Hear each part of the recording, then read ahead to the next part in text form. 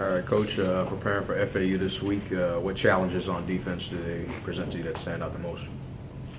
Another team that's hungry to win, hungry, doing a good job flying around. They've got some seniors and juniors on their team that's got some experience.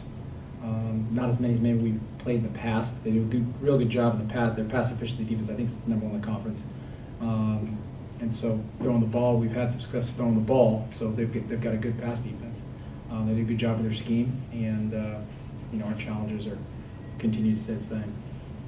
They've got a guy with 7 interceptions, I think, through the first 9 games. So with a freshman quarterback, I mean, are you guys going to sort of maybe take the game plan of just staying completely away from him, or how do you attack a guy who's? Yeah, that's hard to do. That's so hard to stay away from a guy. I mean, it'd be nice to say you could do that. Obviously, we know he's got good ball skills, and they do a good job with their defense, put you in situations where their coverage dictates where you need to go with the ball. So you've got to put it formationally in a place that kind of can give you the best advantage, because they do some things defensively that have good matchups on the top end, meaning they usually got numbers. They got 2 over 3, 3 guys over 2, 2 guys over 1, where they've got numbers in the back end where you got to be careful with the ball. I think that's one of the reasons they're doing so well. Obviously, their pass efficiency defense. But it would be hard to say we could just go away from a guy. We're not. I don't know if we're that versed yet. Those drops by the wide receivers have kind of, I'm not going to say stunted the growth of Nick Mullins, but kind of makes his production not look as positive. Have you ever seen him kind of go up to his receivers and talk to them, trying to get their heads in the game? Or? Sure. Yeah, the drops are hard. The drops are one of the things we talk about. Obviously, those are drive killers. They're drive killers because they put you behind the sticks in a lot of situations. Drive killers in a lot of ways for us has been the biggest component of what we try to build on and talk about a lot.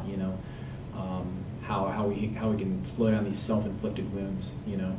Whether it's a mental error, the physical errors are a whole other conversation, obviously. But the mental errors, the drop balls, a penalty, anywhere where we've got something where can put us behind the sticks and put us in most second and longs or third and extra longs we've been in. And those things are the ones that hurt the most. And he's done a great job being with those guys. And those guys, it means a lot to him to try to take care of the ball and catch the ball. You can tell because you got to keep their heads in it. And they've all had their flashes. So we've got to do a better job, obviously, taking care of that and keeping ourselves in manageable areas and staying on schedule, as we've talked about in the past.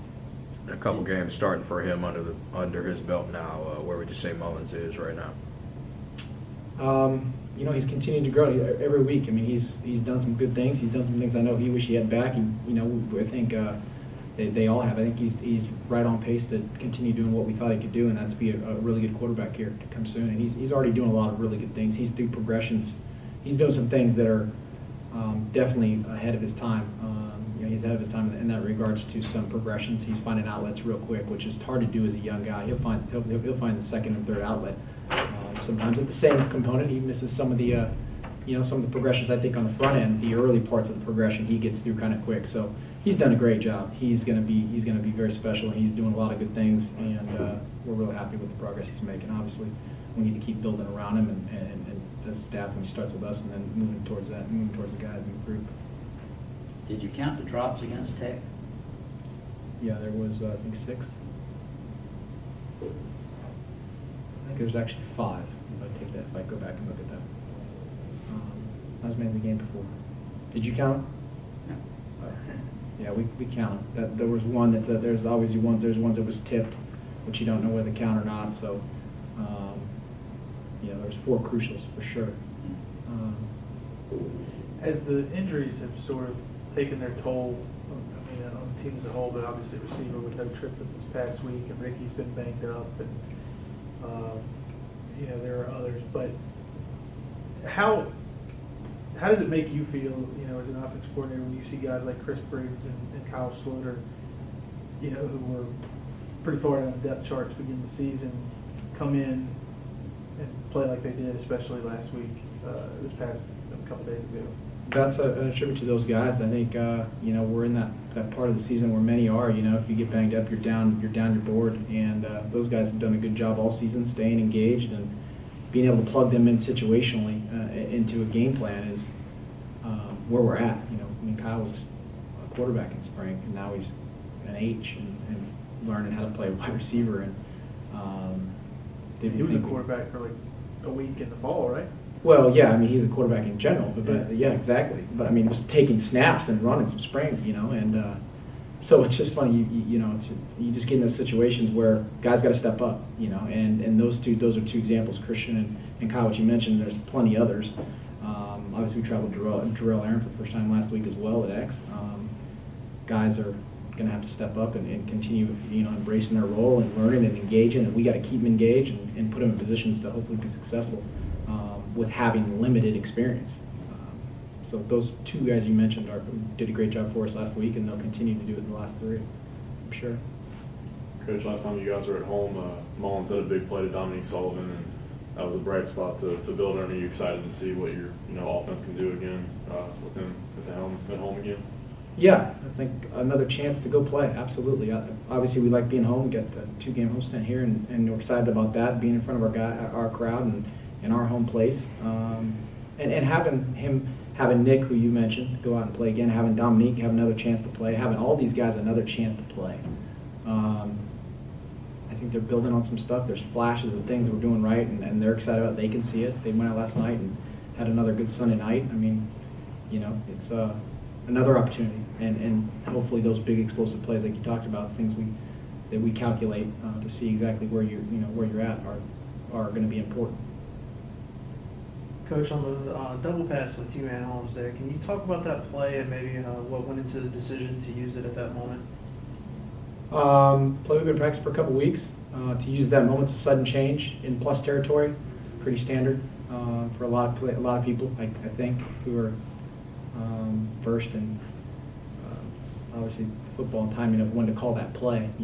I almost called it the play series before, and we called another play, which was going to be another big play, and we dropped the end on the backside, came back the next series, got the ball again in plus territory, and called it. I said we're going to run this time. We called it. It was there. The design is to go to the Z down the sideline initially. His eyes came off it and went all the way to the backside, and that's the way it turned out, unfortunately. Missed a big play there. Would have been 10-9 in that regard, counting the PAT that Costa would have hit. In your mind, what's been the biggest issue for the lack of production in the running game? There's I think up front having different variations of who's up front. Obviously, there's some physical components that we've played some pretty good people. That nose guard for La Tech's pretty good. I mean, that kid's a player. There's some senior-laden groups we've played that are definitely got some front to them. The East Carolinas, the Marshalls, the La Techs. I mean, those guys have a lot of game experience. And we've got a couple different guys up front moving around different places. New scheme. I think the inefficiencies, it can go in a bunch of different ways, whether it's going to be from our design or a physical matchup that maybe just not where we need it to be. A lot of those things can be tied to it, whether it's the backs reading the new designs of runs or I think a lot of it. There's a lot of little intricacies that are flashing, but the inefficiency on the down and distance in regards to the run game are the things obviously we've got to do a better job of, because that's the whole key to victory: staying ahead, staying on schedule, being efficient, particularly on first and second down, so you're not in third and extra long every time. And we've got to do a better job. We've got to find a way to run the ball. We've got to find a way to run the ball. I think we've gone back and forth. We've had chances where we've got a good run game, it steps back, and it's got to be more continuous. Statistics can fill up a whole notebook after a game, but when you look at the stats after a game, is there any certain category or two that you kind of look at first and feel is most important? The keys we feel successful in victory don't really change with me and haven't ever changed. Turnover margin, third down conversions, red zone touchdowns. Those are the things in that packet that come up. The things that obviously get that many might look at that really don't tie anything. A lot of people look at yards. You look at completion percentage by the quarterback. We'll see how that is. And then the fourth quarter statistics, how do we do in the fourth quarter to finish? Those are the biggest things. Turnover margin, critical situations, red zone touchdowns in fourth quarter, completion percentage, and there you go. That's really the things we look at. That's the only thing I'm looking at.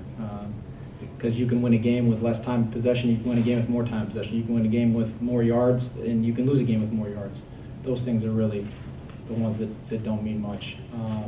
It's the critical situations, the keys to victory. Those things, in our opinion, are time tested. They're infallible. Those win most of the time.